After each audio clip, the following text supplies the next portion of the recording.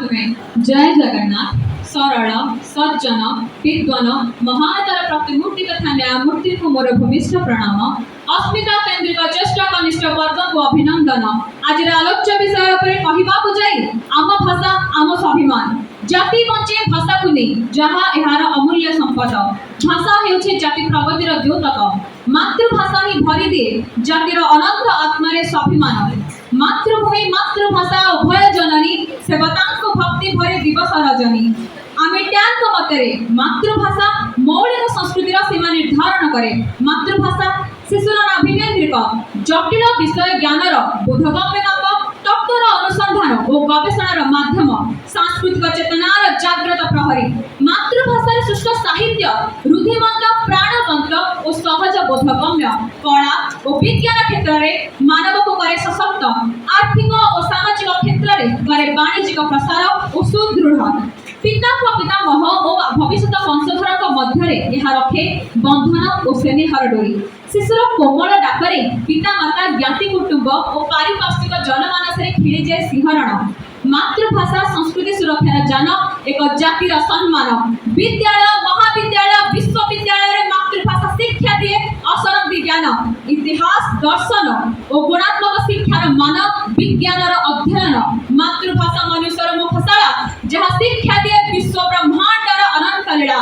यह शिक्षा दिए ऐतिह्य रीतिनीति परंपरा और संस्कृति। स्वभाव कवि भाषा मातृभूमि मातृभाषा ममता जागृति जनमी नहीं ताकू जदि ज्ञानी गणरे गणित अज्ञान रहिबे काहि। मातृभाषा शिक्षादानर गुरुत्व को उपलब्धि करी गोपबंधु लिखिथिले जो शिक्षा प्रणाली रे वैदेशिक भाषा प्रधान अवलंबन ताहा जातीय शिक्षा नुहे। कारण ताहा द्वारा शिक्षा सकल वर्ग पाखे पहुंची पारि न थाए एवं भाषा भाव आदान प्रदान माध्यम न हुए शिक्षित एवं सामाजिक वर्ग लोक मध्य एक प्रधान व्यवधान हुए। गंगाधर मेहर यथार्थ लिखिदे उच्च हेबा पई कर जेबे आशा उच्च कर आगे निज मातृभाषा। भावर आदान प्रदान मातृभाषा माध्यम जेतिकी सहज होइथाय ताहा अन्य कोनोसी भाषा सेतिकी होई पारि न थाए। भाव को स्वाभाविक रूप से प्रकाश करबा पई मातृभाषा एकांत प्रयोजन। मातृभाषा शिक्षा दिए जीवन कहानी ताप खरे रहिथिबा सबुदिने ऋणी। मातृभाषा बंचाइबा करी आमे पण आसु जते झड़ झंझा आसुबा कसण। नूतन जातीय शिक्षा नीति 2020 अनुसार मातृभाषा को गुरुत्व दे वैज्ञानिक एवं गवेषणा पाठक जेपरि कि इंजीनियरिंग डाक्टरी एवं आईन समस्त पाठ्यपुस्तक को मातृभाषा अनुवाद करबा पई जे पदक्षेप ग्रहण करा जायछि ताहा स्वागत योग्य। बंगीय शिक्षक कांतिलाल भट्टाचार्य 1870 मसीहारे आम मातृभाषा को विलुप्त करबा पई जो पदक्षेप नै कहिथिले ओडिया एकटा भाषा है।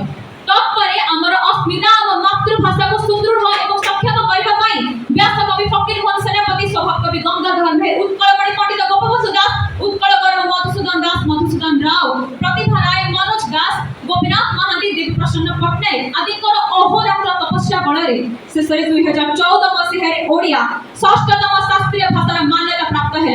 आदिम कालर बार्ता जहाँ ऋग्वेदर वर्णित संग छध्वम संपद ध्वम संभो मनासी जानताम देवा भागम जथा परे संभोना मनासते।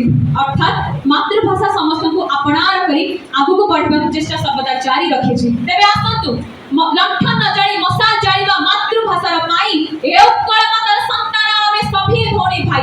एप्रिल 11 तारिख उत्कल दिवस परिप्रेक्षी रे श्रेष्ठता प्रतिपादित करबा को जाई कहिबा लभी अछि श्रेष्ठ नर जन्म मातृभाषा रक्षा करबा पण। तेबे आज अनुचिंता ओडी इंग्लिश को प्राधान्य न दे मातृभाषा लिखन एवं उच्चारण को गुरुत्व देबा। ओडी इंग्लिश अर्थात ओडिया भाषा मध्य इंग्रजी व्यवहार। मु कॉलेज जाउथली बट वर्षा हला